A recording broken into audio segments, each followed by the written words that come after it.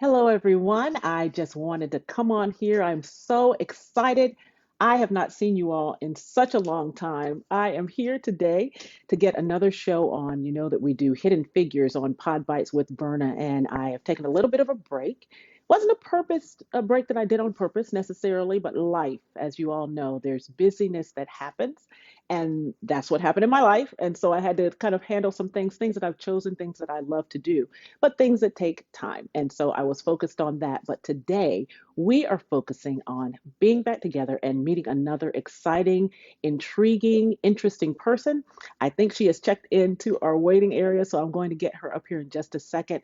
But I wanted to let you know just a little bit about myself. I think I told you I'm Verna Collins Odom, just in case you're not familiar with the show. This show is here to do a couple of things. We try to inform you, we try to inspire you, and ignite you to do that thing that you are called to do, something that's the purpose in your life, something that brings you joy, something that makes you feel like you are being your whole self and fulfilling that purpose, of course, that you want to do. And I tell people, God has given us all a purpose. That's how I feel, that He's given us a purpose, and the purpose is to help other people. And so as we're doing that, we are showing just His love and His care on the earth. So that is how it goes. I'm going to go ahead up here. I'm going to try to invite my guests because I don't necessarily see her. Once I touch the camera, my voice goes down, but you're going to be really excited to meet her. Just one second. Okay, I don't see her in the waiting area.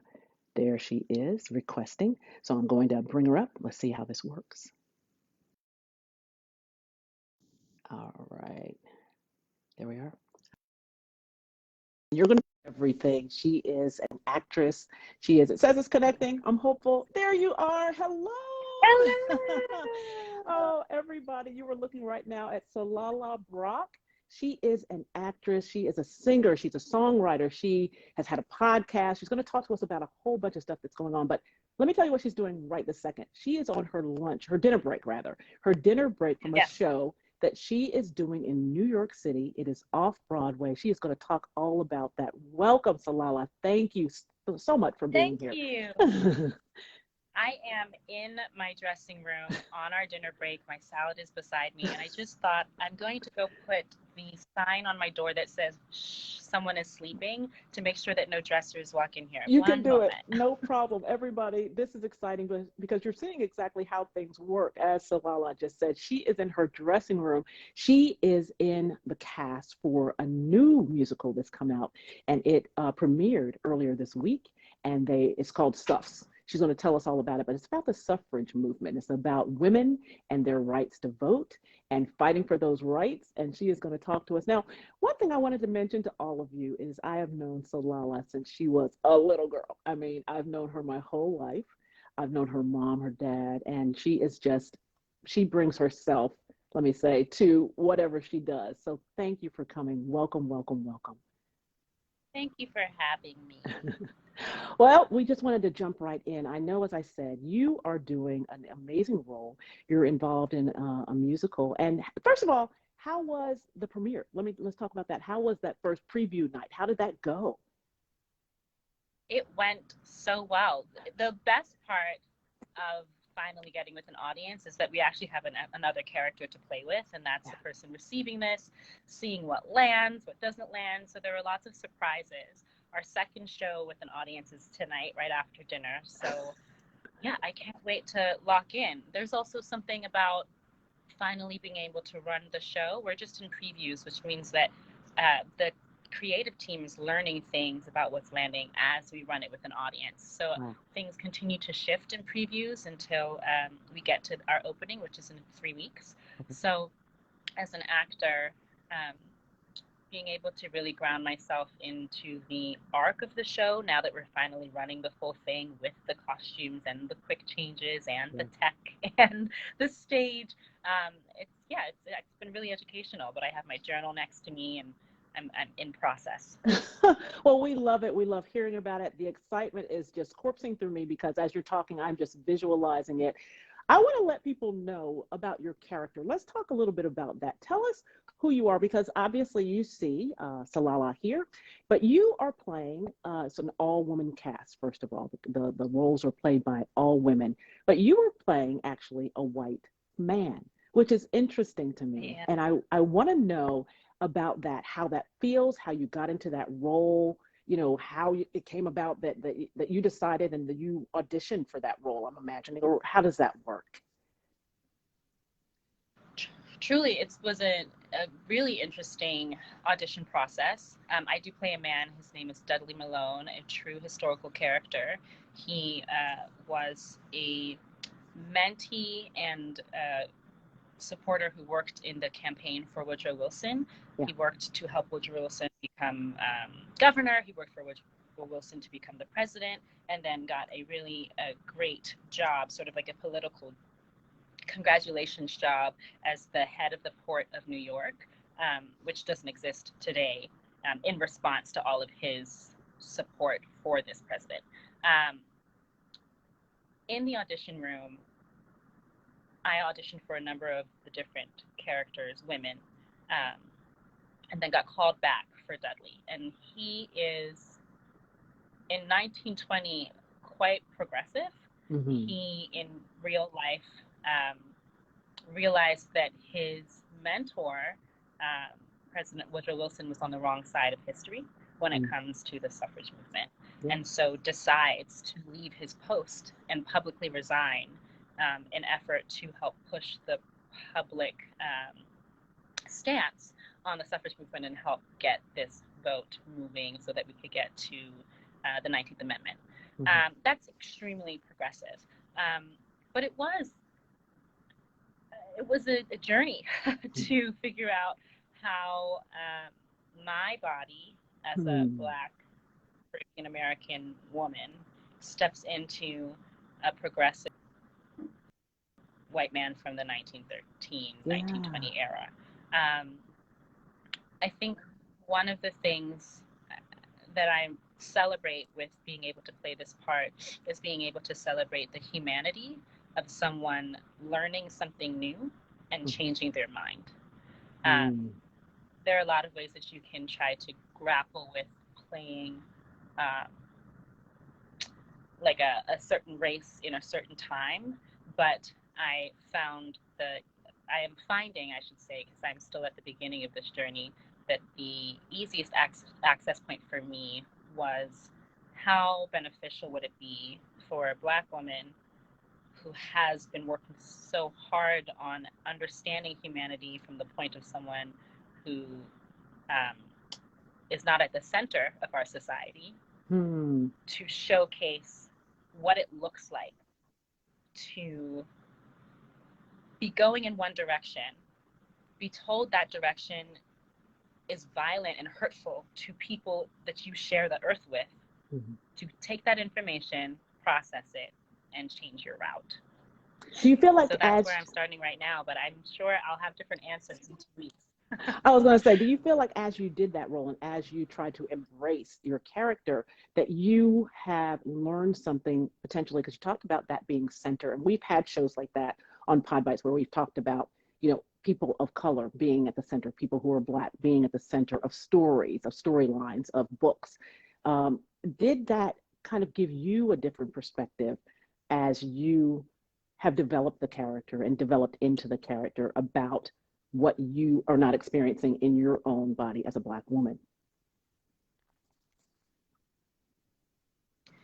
Yes, there is something that's showing up a lot in my work, which is that as a Black woman and someone who's often, I'm pretty reflective, just coming from my family and my mother, I tend to learn about people and within my relationships and my friendships by how they stand in the world as opposed to how I stand in the world, or not in comparison, but just in learning the differences and how we are all adjusting to the infrastructure of our society that was built to benefit a certain race and a certain sex. So to be playing that certain race and that certain sex, I don't have to analyze that. And that was hard for me to unlayer and take away from my being that is such a strong part of me, because Dudley, in what he learns, takes it with stride without comparison or analyzing, but really in just understanding the truth as it's handed to him. I know one thing I found interesting too. Obviously, we're in Women's History Month, and last month was Black History Month. And I always find it interesting. And I know we jumped right into this because I do want to get into your background as far as your schooling and just your training and that sort of thing. Because I Yeah. think all your life is just interesting. It's not going to be all night because I know you have a show to do. So, but just thinking about kind of how it Yeah. works and how folks uh, present. So if you are thinking of yourself in a place as an African American woman, let's say, and you go into this role and you're at a point in history where we are and we've all kind of dealt with a lot of things. There's a lot of things that people take in with them. As we're looking at others, and you kind of talked about this a little bit, how do we now take what you're learning? How do you take what you're learning? How do I take what you're telling us and take it into the world? Because I think this is so interesting. Obviously, we're all here together and we're all having to operate together. But how do you take this experience and what do you do with it? And I know you have a podcast that you used to do and that you kind of talk about these uncomfortable kind of situations. But I'm finding people will come to me, and let me go back to my point of Women's History Month, Black History Month. And I say, I'm a woman every day. I'm Black every day. Not that I know everything about women. So I think it's very important to separate and have these moments, these months that we're looking at these sorts of things. But if we're really honest with ourselves, it can't be just 1 month out of the year. It has to be something where we're trying to learn, as you just said, about others, about ourselves year round, and trying to make space for everybody year round, not just during those months. Right. I mean, it's a great question in connection to the show. I want everyone to come see it. I don't want to give Mm, much away, but right. I think what art does, but let's talk about theater, Mm-hmm. is requests viewers and audiences to reflect on how complex they're allowing themselves to be, right? And how complex they are allowing themselves to receive other people and their complexities. I think that, as you said, it's not just 1 month. It will never be just one because I am fully who I am every day of the year. Um, we tend to pigeonhole ourselves into boxes Mm-hmm. because it is easier to make our way through life. But without complexity, we lose the nuance of what it means to be human. So I think that that's what theater does. I think that's our purpose. Like when it comes to, you mentioned uncomfortable conversations and the other projects that I've worked on, I'm really adamant that as an artist, and I've been adamant about this since I was 16, as an artist, it is our job to persuade any viewer to reflect on how they step into the world. Um, and so that's what different shows do. I think that this show does a wonderful job. There are many songs that I will not say the lyrics to because you should come see Mm-hmm. this show that really ask you to take a look at yourself and say Mm-hmm. what will you do in the ongoing march towards equity, equality, or whatever it is that you believe is necessary to fight for. Okay. And you have, as I said, an extensive background. I'm just going to run down it because I printed it because I wouldn't remember it all because there's so much. But Okay. as far as as far as your training, of course, Carnegie Mellon University, the Royal Academy of Dramatic Arts Summer Intensive, BSA Musical Theater. You've been in countless tours. You've been Broadway, national tours, the Book of Mormon, theaters. You've done The Niceties, Parable of the Sower, Color Purple. You were Celia in that, which I obviously everybody knows that musical and that play. What else? Satchel Paige and the Kansas City Swing. It goes on. And you've done television. You sing. You have 2 singles out. Where do you connect the most? And I know that you love it all, but where do you find this is my center? Mm. Is it on the stage? Is it on television? Is it singing? Where is it? No, I think it's often shifting. Mm-hmm. I think I could tell you what's happening right now it's theater. I haven't been able to be in theater for 2 years, and then I haven't been able to be in a full arc of a show in which my character has such a dramatic shift in 5 years. So I'm so happy to be home on stage. I really do feel like home is with the audience and in conversation with the audience. It used to be dance. It used to be that dance was my home and in movement and showing emotion through physicality. I do think that film is also a home that I haven't really been able to unpack yet, if we're talking about homes in that way. But right now it's theater, even in my projects. I'm always doing something while I'm doing something else. So I'm writing right now, and it's taking form in theater right now. Okay. As you look at yourself now, because you're at the younger end of the spectrum of who is on Podbites. So as an under 30, yes, so we are excited. And I always say there is lots to learn from one another. Sometimes I think people are like, younger people don't know anything. And I'm just like, take a minute, sit down, have a chat. And as you said, just your reflective nature, that is who you are. As we did the pre-interview, just having these conversations and listening to your podcast, just really enjoying. And I wonder in some ways how people get to that. So again, Podbites is more, I think, the viewers that I've seen mostly are people who are older, people who maybe are like, I've gone and done this for a while, but now I want to try this. How do I get from this to this? But a lot of folks that I know in your generation are just out there just doing it. So things not as maybe conventional, we'll say. What do you think that is about your generation and younger?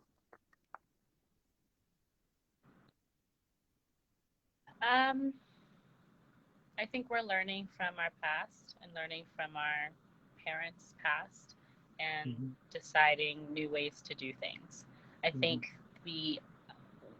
one of the things I can only talk about my experience with my group of friends, and I'll say that they are all pretty reflective humans. We have lots of conversations. I think it's important to be in practice of conversation. That's where the podcast sort of stemmed from. Was can we get in practice of reflecting and having opinions about uncomfortable things? Can we get used to it so that we can actually try to do it in real time in real everyday life? But yeah, all of my friends are saying, hey, I mean, there's a bit of both.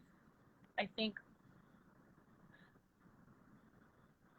okay, this is interesting, and I'm sort of speaking in draft.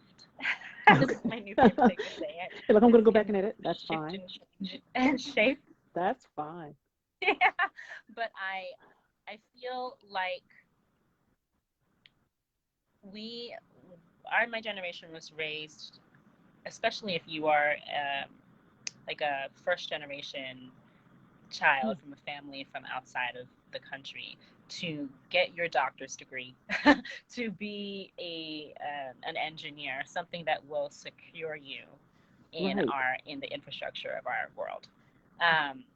And so I know people that have done that, and I know that those same people have also been like, well, I've saved up enough money that now I'm going to go do something that I enjoy.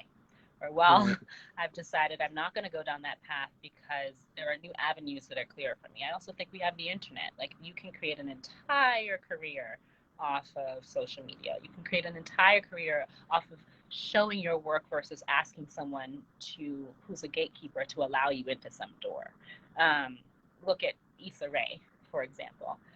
So I think that the opportunities seem clearer, and we have also learned, even through this pandemic, that some of the traditional ways to do things do not work, and the traditional people that we are supposed to rely on are not really there for us to rely on them. So instead, we need to do it ourselves. And I think that there are plenty of opportunities to see where that goes and where that takes us as a society. Yeah, I look at that and I think that's my answer. You're like, that's my final answer. I have a daughter who's almost your age, and and I know we have a little delay, so, but she is almost your age, and I just think of how she lives her life, how she kind of presents in the world. I think about some nieces that I have. I call them my nieces because they're dear to my heart, and I just think about how they present, and they just go for it, and they don't mind the no. It's like a no is like, yeah, whatever.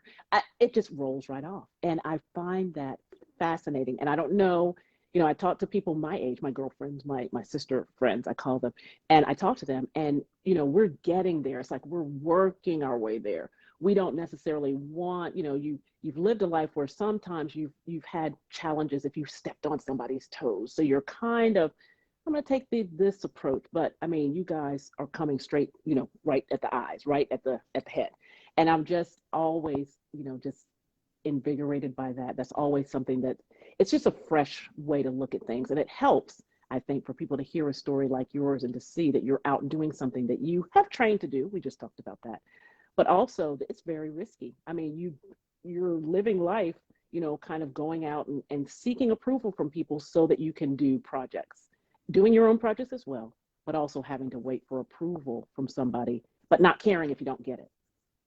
That's interesting. Yeah, I mean, I think it is also a testament to our parents who have allowed us to have more access to Hmm. opportunities. So we're able to say no. Um, but yeah, the acting world is rough, especially after this panorama. Uh, there are a ton of friends who've decided, no thanks, I can't go 2 years without a job or without insurance because our insurance is connected to Yeah. how many weeks we work in theater. And I mean, it's extremely frustrating. Um, but I'll say that in this show, um, because the suffrage just was a movement that incorporated a lot of racial problems. Um, we are having conversations in the room that really feel transformational. Mm. And for me, it was clear after 2 years of not doing it when my industry was closed and I realized I still wanted to do the job. I still wanted to be a storyteller. That didn't shift because the money was out the door. Mhm. And I have a privilege that I'm able to even say that. I came into this room and everything felt aligned. I know that I'm Mm. supposed to be on these stages. I know I'm Mhm. supposed to be storytelling and digging deep. And it's not easy at all. I mean, we are at the beginning of our previews, so we're still trying to make sure that we are telling the story as best we can, and we have a great team. Our director, our choreographer, our writer, our MD, our stage manager. I mean, we have a great team holding us that we actually have to really trust, like, because they see the full story. We only see our parts of the story. But because of how I'm being held, it has been the honor of a lifetime to come back after 2 years of not doing it and Mhm. be reinvigorated Mhm. in knowing my truth, that this is what I meant to do. And it's interesting, I would imagine, as you said, sitting at those tables and the transformational kind of conversations that are happening, because I'm thinking again, you, a beautiful Black woman, playing a white man during a time that Black women and Black men were not allowed to vote. So you were doing a role in a position where the suffrage movement is in full swing, and a person of like yourself was not even considered to even be part of that. That was not your movement.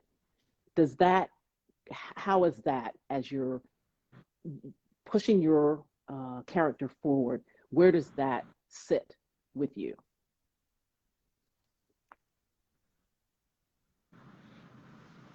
Um, what was difficult was that I spent a lot of the first round of rehearsals doing research to make sure I understood what really was true. This Mm. show is under 3 hours. You cannot tell everything that happened in that Right, time, but I right. needed to know everything that happened in that time so that I could Mm. be clear about where my feet were standing in this Okay. story. And I'm not playing a Black woman. We have Ida B. Wells in our show. We have Mary Church Terrell in our show. And they get to embody the perspective of Black women who are impacted greatly by the decisions made by these white women who are trying to get their vote. So part of me had to remove myself as an actor. Part of me had to ask myself how I, as a Black woman, understood the history of the times and understood the story we're telling and how they relate, and make sure that I feel comfortable with that. But then the other part of me had to understand Dudley and who he was. And there are parts where I wanted to understand what he didn't do. He was definitely valiant in some efforts, but where was he not valiant, and how would that affect me if I were living in that time? But then again, it is my job to portray this character, and so that's why, as I said in the beginning, the best access point was for me to understand the humanity of him, because I can understand the humanity of that part in me. Race is such a prominent part of our lives because of the history of how it's affected millions and millions of people. But humanity is oftentimes not prioritized as something that connects us all. We really discuss, because and for valid reasons, we discuss the ways that race has really, really impacted our communities. But I'm grateful that I'm able to pay attention to my humanity and how I can showcase that in this character. Well, I think it's great. It sounds phenomenal. I know that you guys have been working hard. You tell me 10-hour days is the norm. Is that right? Well, we had tech. So to be fair, not 10-hour days in rehearsal, but we had tech. So we just got through tech, thank goodness, and now we're getting into preview world. Okay, all right. Well, I wanted to also ask you, if somebody is looking at you, a parent, they're saying, or a person, a younger person who says, "Hey, I want to do that. I want to get to Broadway," because from what I'm hearing, it sounds like this will go to Broadway. That's everybody's hope and belief. And I know that you're off Broadway. Yes, we're keeping up. And so, as we're thinking of that, and somebody who wants to do what you're doing, what would you suggest? I assume that you always are a student of life, so you're always learning something about your craft. What would you suggest if you could give us some bullet points about what are good things that you got on this road to where you are, and stuff that you might dump, like that kind of slowed me down or that didn't really help? What can you give us? Well, I went to an acting conservatory, and there are many pros to that. You tend to get access to a lot of rooms because of the expectation of what kind of student comes out of Carnegie Mellon or Pace University or DePaul or Juilliard or UMich, any of the different, and they all come out for different reasons. Like I think University of Michigan, that they can sing and dance their hinds off. So there are specific like pros to going to a conservatory school. But I think the other thing is you have to be able to hone what it means to learn on your own, because once you get out of school, or if you decide to bypass school and take training from different studios in New York and jump right in, the real education comes from learning from your peers and learning from the people in the audition room and meeting the casting directors and looking from every avenue. When I got here to New York, I would read opposite people who are auditioning for plays. I've, in fact, read. So what it means to read, sorry, I don't want to speak in just my jargon. A reader is, if you go into an audition room, you'll have a row of casting directors, and then you'll have a person who sits in a chair and reads all of the lines opposite you. And they tend to do it. They are not auditioning, so they cannot be the most dramatic person in the room. They really want to serve the person who's actually auditioning. But you learn a lot. You learn so much from how people enter rooms, how they come prepared, being prepared is actually the only tip I would say, is you have to be prepared in every aspect of your life. That's not just an acting thing, but definitely for going into the rooms. So, I mean, I've read opposite people who I learned immensely from, who now I get to work with, which is that's great. So insane and Wow. exciting. Yeah. And then, yeah, I take classes even now. I'm taking classes for film. I'm taking classes for voice. If you're able to describe what you are doing, then you tend to do it better. So I've started teaching singing lessons, and that's actually helped me with be specific with my voice and the health of my voice. So I don't know. I hope that answers your question. It does. As a child, as a younger, I'm going to wrap up soon because I know you need to get your dinner so you can get to your performance. But as a child, if I see something in my kid, younger, not necessarily ready to go into casting rooms, what do you do then? If I see my child wants to act, is singing at home, kind of Oh what is my the God. avenue for that? Yeah. Get them into classes. Get them with other kids that love doing what they love doing. My mom put me in, I was in a singing class. I was in piano, violin, choir, and then like 6 dance classes a week. And partly it was because she was like, if you're too busy, then you won't get in trouble because you're so busy. But the other part was, I get to realize I'm not alone. Other people love this too. And then you create community. I also think that, I mean, I tell this for even my like baby cousins, like put them in dance class, because it's not just about learning how to point your toe. It's also about discipline. It's also about how to work with people. I mean, you learn life lessons through the arts. That's why I'm so adamant that it needs to be funded, because genuinely, you learn about community, you learn about discipline, you learn about how to have conversations about disagreements, you learn about how to work through something when you yourself did it wrong, or when you've made a mistake, or if it's not right, how you can internalize that and still succeed by the end, and have community to help you and to trust people. So I definitely would say start there, and let people feel out the different, and there's so many avenues. I'd also say it doesn't just have to be the people in the front of the stage. I would love for more kids to learn what it means to be a lighting tech when they're young. I'd love for more kids to learn what it means to be a writer, Yes. Well, I appreciate it. I want to ask you really quickly, any projects that you're working on that you want to talk about, and then how people can reach you, find out what you're doing, and all that good stuff. Can you tell us what you're working on right now? Other than this, other than self.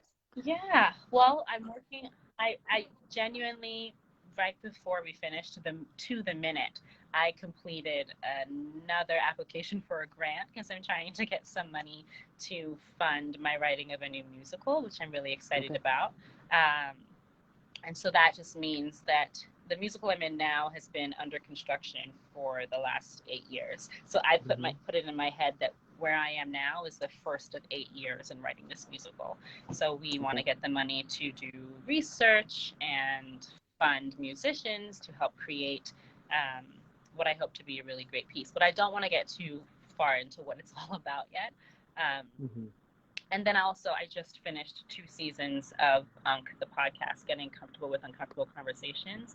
And once my life has a little bit more routine and a little less everyday tech rehearsals, I'd love to go back to that podcast and to the conversational tool that was created by myself and my mother, which is a visual tool to help you work through an uncomfortable conversation, so that we don't get into obstacles that stop us from actually completing a conversation. And hopefully we can try that with many of my castmates and friends and see how it works, so that we can eventually get it to the public. So those are the projects I'm working on. Good. Okay, and tell us how to find you, how to find all your projects online. You have a website. Great. Yes, so my website's my name, tsilala.com, TSILALA.com, or you can go to Instagram, which is like the social media I use the most frequently, which is, I believe, Tsilala Brock on Instagram. Okay. Thanks All for right. Let me asking. tell people just really quickly couple of things that I call them bites to go. So some of the things that you said, and we're going to wrap it up because I know you have to get ready. You said you're really adamant as an artist. It is your job to persuade viewers to step into the world, to step out into other spaces and to explore those spaces and to reflect. You also said that to get into classes is advice that you would give a parent who they, if they feel like their child is interested or wants to act, wants to sing, is performing, get them into classes. And another thing you said is that you learn life lessons in the arts. You talked about discipline, you talked about planning, you talked about conflict management, all sorts of things. And so you said the arts really needs to be funded. That's a huge, huge thing for you. So we really appreciate that advice. And we appreciate your time. Guys, we got a backstage look at a dressing room of you and the show that's going on. And I know you're going to get your salad. You took time with us. We really, really appreciate it. Thank you so much. Looking forward to, I know some folks who are coming up to see you Of this course. weekend, friends of ours, and so I know that that will be exciting. And I heard balloons. Is it balloons? Am I saying it right? Your song? Is that the name of your song? Yes, I balloons. I love Yes, it. it is. And I yes, I've heard music by you. Your voice is gorgeous. So guys, go to the website, check out Balloon. She has a video. It's beautiful, by the way. And so check that out as well. Tsilala Brock, thank you so Thank much you. for coming on the show with me. I appreciate your time. I Thank you. Thank you for having me. I hope to see you soon at Verna. Oh, I hope so too. I hope so too, dear niece. I appreciate you. And guys, I thank you all for stopping by, taking a look and a listen. I know that I've been off for a while, but I hope that you will come back. I won't be back next week. I'm just going to drop in because that's probably the easier thing to do. And Salala was willing. This was the time she was available, and I appreciate you guys showing up. Until next time, I will see you later. Have a great evening, everybody. Bye bye.